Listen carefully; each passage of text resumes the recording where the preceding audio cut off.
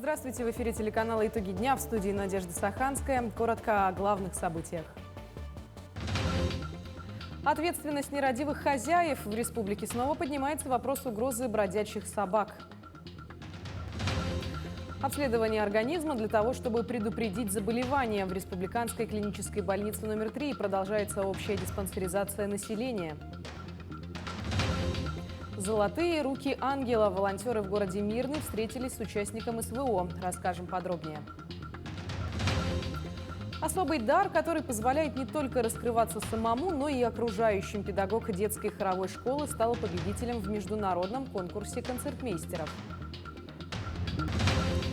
Впервые под сводом крытого ледового катка в Алдане прошел ежегодный хоккейный турнир за Кубок памяти Андрея Герасимова.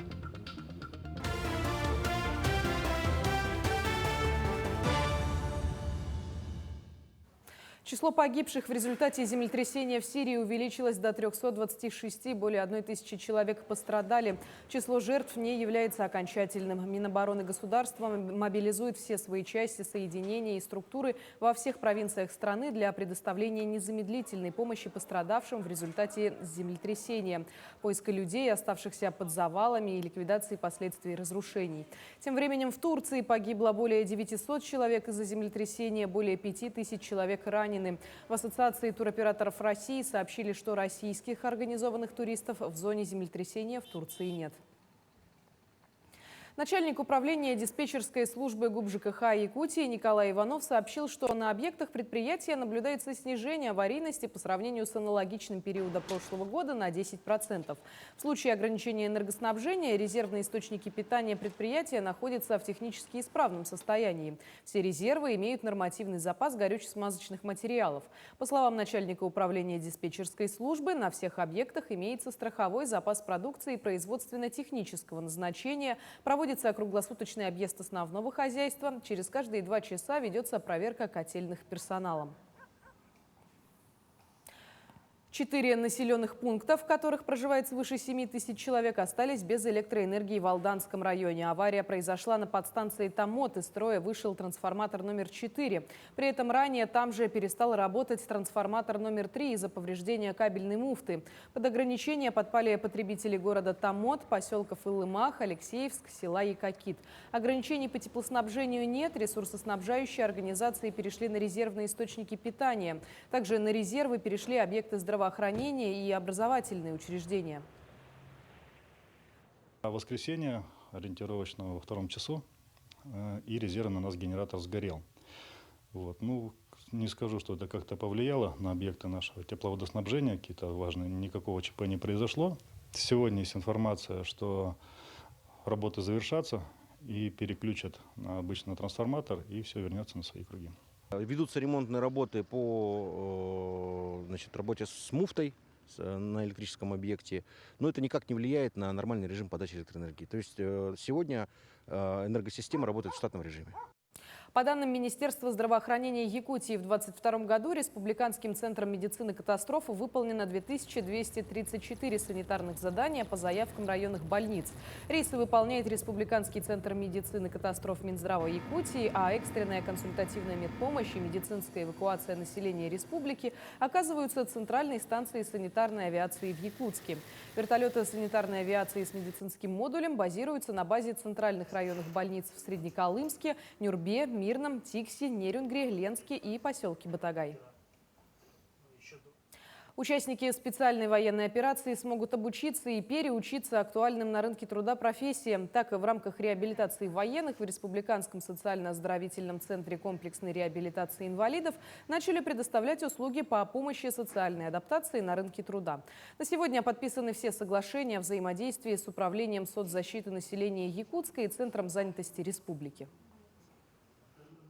Участники реабилитационного центра пройдут психологическое исследование.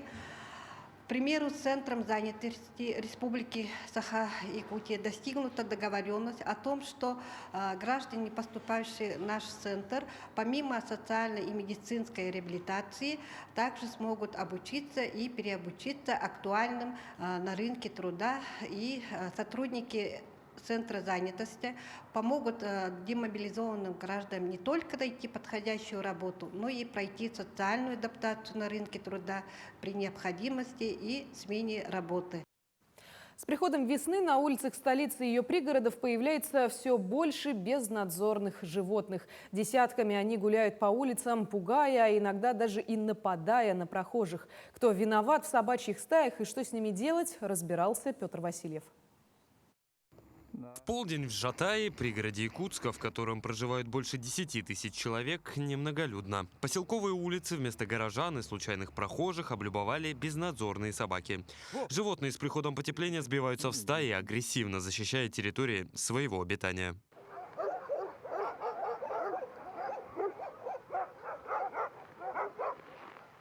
Местные жители жалуются на то, что безнадзорные животные напрямую угрожают их безопасности. Так, например, на минувшей неделе собака атаковала жительницу Жатая с 2-летним малышом на руках. От фатального исхода спас мимо проходящий мужчина. Как сообщили в администрации поселка, работа по отлову безнадзорных животных ведется регулярно и системно. Однако увеличению числа собак на улице Жатая способствуют дачники и жители частного сектора. Это острый вопрос, да, по отлову бродячих собак. У нас в прошлом году, если я сейчас не ошибаюсь, было 284. Это в общем. И собак, и кошек. Мы делаем рейды совместно с департаментом ветеринарии, нашей административной комиссией, участковым полицией, а также в частные сектора, где собаки не на цепи, где могут вырваться, там, побегать по улице и обратно вернуться. К таким, да, ездим, разговариваем, профилактические беседы проводим. С этим согласны и местные жители, которые возлагают ответственность за безнадзорных животных на владельцев дач и тех, кто допускает свободный выгул своих питомцев. Ведь это же зависит от того, что в летний период эти собаки живут на даче. Летом-то их нету. Вот. А зимой они хозяевам не нужны. Они, по-видимому, запустят, накормят, и опять собака всю эту зиму на улице. В основном, я думаю, из дачи. Потому что это до осени их содержат, потом отпускают и все. Всех отловленных в пригороде животных везут в столичный пункт передержки собак, где они проходят необходимые процедуры. Всего там содержится 1277 особей, причем 314 из них отловили с начала года. Мы попытались узнать, как устроена система взаимодействия городского пункта передержки с пригородами, но сотрудники отказались от общения с нашей съемочной группой, сославшись на карантин.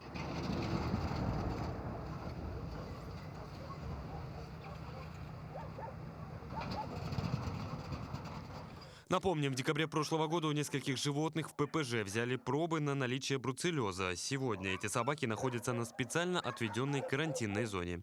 Остальные обитатели пункта содержатся в нормальных условиях и получают ежедневное двухразовое питание.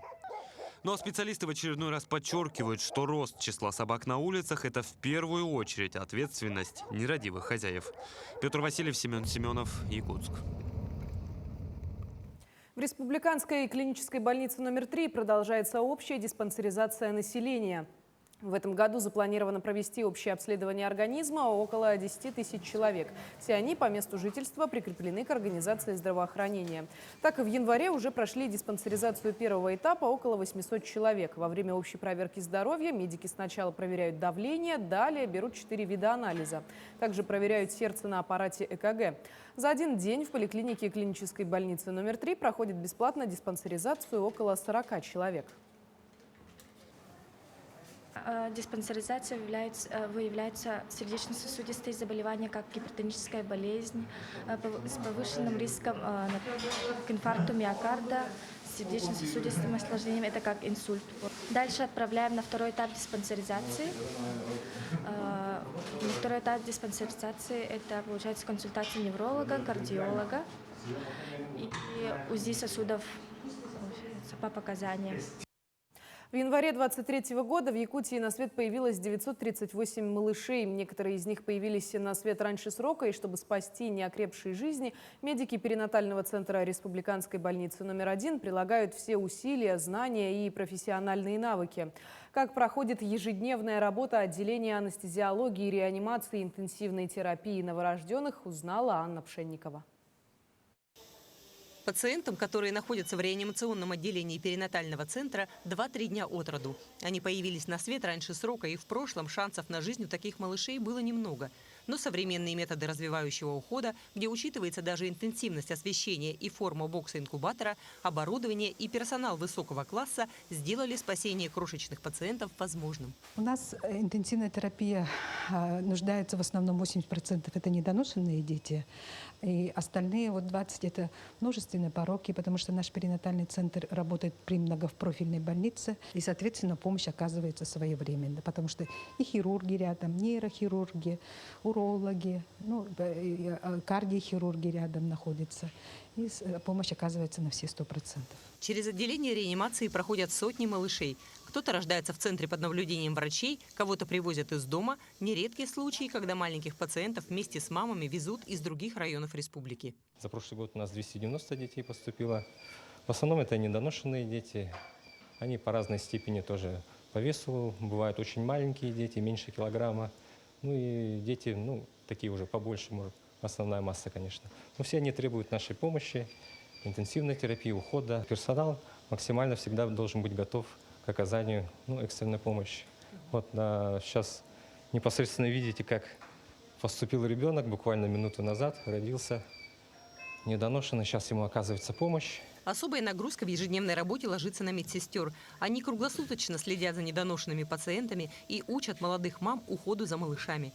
Помогли они и Ольге Спириной. Девушка приехала в Якутию из Красноярска, поездка прошла удачно, но малышка Эмма, появление которой ждали только весной, родилась раньше срока, с весом 1 килограмм 600 граммов. Мне все показывали медсестры. Там в реанимации показывали на первом этапе выхаживания, потом на втором этапе. Сейчас мама и дочь, которой на днях исполнился месяц, прошли все этапы терапии, и теперь врачи разрешили им лежать в одной палате. В нашем отделении применяется развивающий уход. То есть палаты для мам открыты 24/7. Сначала они обучаются уходу за детишками, а затем под контролем медсестры они фактически осуществляют уход за своими недоношенными детьми самостоятельно. Медсестра их обучает уходу первоначальному, кормлению, ингаляционной терапии. Самый сложный этап у маленькой Эммы позади. Она готовится поехать домой, где ее ждет старшая сестренка, папа и бабушки. А пока малышка делает первые самостоятельные успехи. Сегодня зонтик вытащили, будем сами кормить, кушать сама будет учиться. Да, вот сейчас, первый день. После выписки у малышей и их мам впереди много радости и побед. А самую первую победу им помогли одержать медики перинатального центра Республиканской больницы номер 1. Анна Пшенникова, Артем Алексеев, Якутск. В Якутске состоялся финал проекта для разработчиков игр Global Game Jam 2023. В этом году более 200 якутян включились в игровой марафон.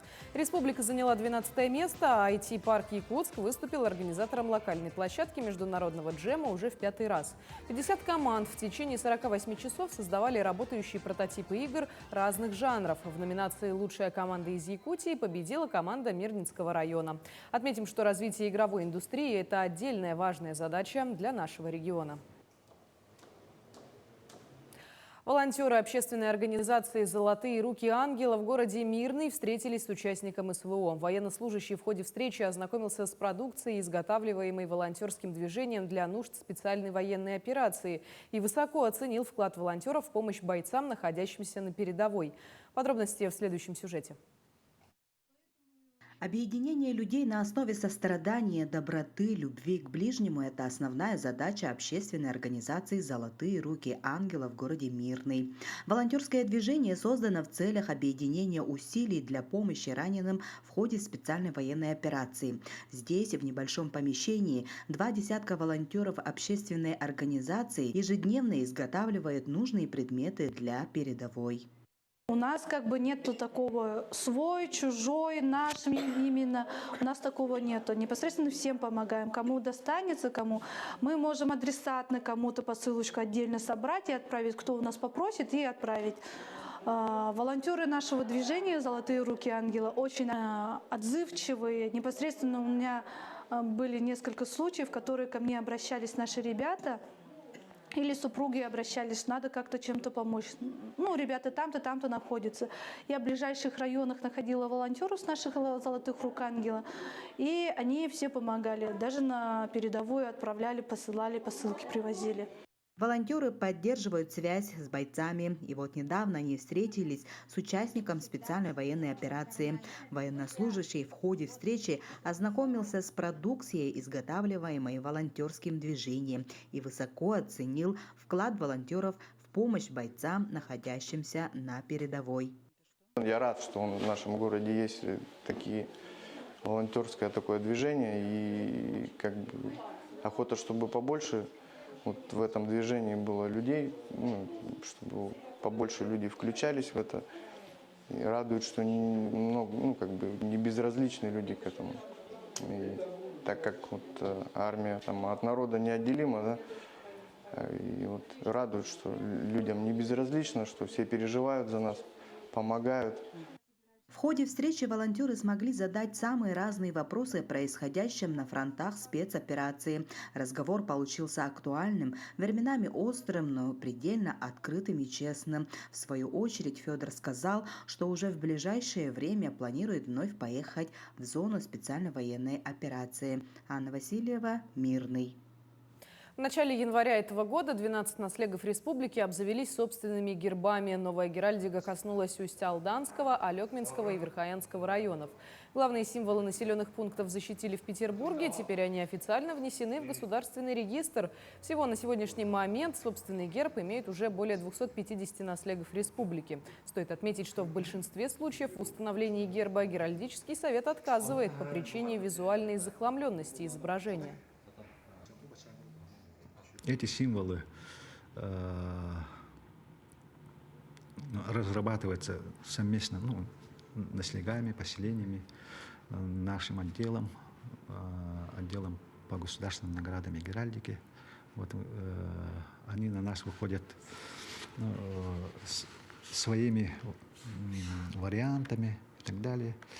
И мы вместе с ними дорабатываем и вносим на рассмотрение Геральдического совета при президенте Российской Федерации. Педагог детской хоровой школы «Соловушка» Ирина Колесникова стала победителем в международном конкурсе концертмейстеров «Маэстро». Профессия концертмейстера особая. Для нее недостаточно простого владения инструментом, музыкального чутья и желания сотрудничества. Нужен особый дар, который позволяет не только раскрываться самому, но и помочь тому, с кем ты в ансамбле. Об этом в следующем материале. Одна из тонкостей концертмейстерского мастерства – умение видеть боковым зрением руку дирижера. Умение играть по руке дает возможность идти за дирижером, ведя за собой весь хор. В этом случае хор, дирижер и концертмейстер – это единый ансамбль, опора которого лежит на плечах концертмейстера. С этой задачей отлично справляется Ирина Колесникова. Придя в профессию 16 лет назад, она не перестает учиться и совершенствоваться по сей день. В профессию я пришла, можно сказать, с самого детства. В детском саду я увидела потрясающий инструмент фортепиано и для себя решила, что я буду заниматься музыкой, поэтому выбор профессии для меня не стоял. Важно для концертмейстера повышать свой профессиональный уровень. И для этого у нас существуют различные конкурсы, методические объединения, где мы делимся своими наработками и знаниями. И с удовольствием учимся у других преподавателей концертмейстеров. С 2018 года я состою в гильдии концертмейстеров России. Сама принимала участие в курсах повышения квалификации, которые проводит ежегодно гильдия концертмейстеров России, и даже участвовала в мастер-классе. В Соловушке 12 преподавателей по классу фортепиано совмещают педагогику с работой концертмейстера. Они работают с хоровыми коллективами, вокальными ансамблями, камерным оркестром школы, а также с солистами. Право на такую роль может иметь далеко не каждый концертмейстер. Оно завоевывается авторитетом солидных знаний, творческой собранностью, настойчивостью, ответственностью. Результатом совместного труда становятся победы в конкурсах различного уровня. В начале этого года учащиеся нашей школы уже успели поучаствовать в 2 престижных конкурсах. Из Уссурийска с конкурса «Алла Бреве» наши скрипачи привезли дипломы, а из Казани со всероссийского хорового конкурса вокальный ансамбль везет в нашу копилочку 2 серебряных диплома. Таким образом, роль концертмейстера в учебном процессе, концертной и конкурсной деятельностях огромна. Если у коллектива или ученика есть высокопрофессиональный концертмейстер, то считайте, что полдела уже сделано, говорят в Соловушке. Потому и продолжают повышать квалификацию для достижения больших высот. Гульшат Лаврентьева, Вадим Барашков, Нерюнгри. Победителем всероссийского турнира среди студентов, прошедшего в Челябинске 2-3 февраля, стала команда студентов Северо-Восточного федерального университета. Мастера спорта Архан Титов, Альбина Большакова и Даяна Кондратьева, кандидат в мастера спорта Валентин Иванов завоевали кубок турнира, а также заняли призовые места в личном первенстве. Директор Центра интеллектуальных видов СВФУ Юрий Никифоров отмечает, что команда Федерального университета была представлена сильными шашистами.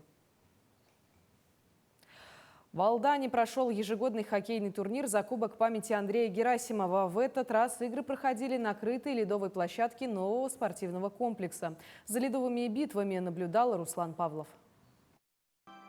Турнир по хоккею с шайбой на Кубок Андрея Герасимова впервые прошел в 2011 году и был посвящен памяти человека, который любил этот вид спорта, играл в него и сделал все, чтобы хоккей в Алдане развивался. Турнир стал ежегодным, приобрел статус ветеранского, а дело Андрея Герасимова продолжает его сын Никита, который, как и его отец, вкладывает душу и силы в развитие детского футбола и хоккея. Слава богу, много команд приезжают сюда, и из Снегиринского района, и из Якутии, и даже Самурской области, Тында приезжает. Пока есть такие, скажем, братство такое хоккейное, это не тяжелая ноша, поэтому все с удовольствием приезжают. Надеемся, в дальнейшем, вот Ледовый дворец у нас построили, наконец-то такой, мы можем уже принять более большое количество команд. Надеемся, что в следующем году к нам уже приедут много команд, и мы планируем даже, возможно, в будущем проводить не только ветеранский турнир памяти моего отца Герасимова Андрея Геннадьевича, но и детский турнир. На этот раз хоккейный турнир впервые состоялся под сводом крытого ледового катка, о чем мечтал Андрей Герасимов.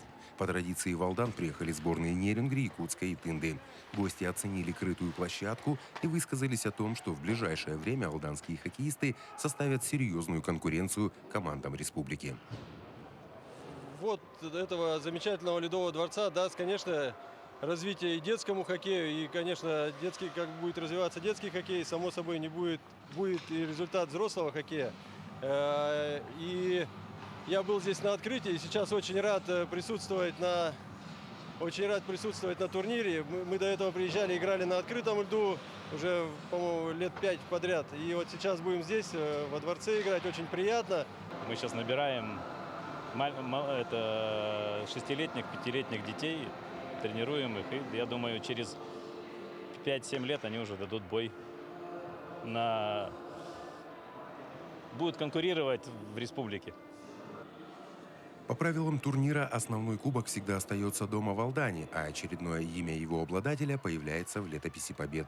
В этом году обладателем кубка и первого места стала команда из города Нерюнгри, которая практически не оставила шансов соперникам. Призерами также стали команды Тында и Якутска соответственно. А кубок памяти Андрея Герасимова занял свое почетное место в спортивной галерее в ожидании следующего розыгрыша шайбы. Руслан Павлов, Сергей Шипачев, Александр Лукин, Алдан. К этой минуте у меня все. Мы продолжим говорить о новостях на телеканале Якутия-24. Оставайтесь с нами.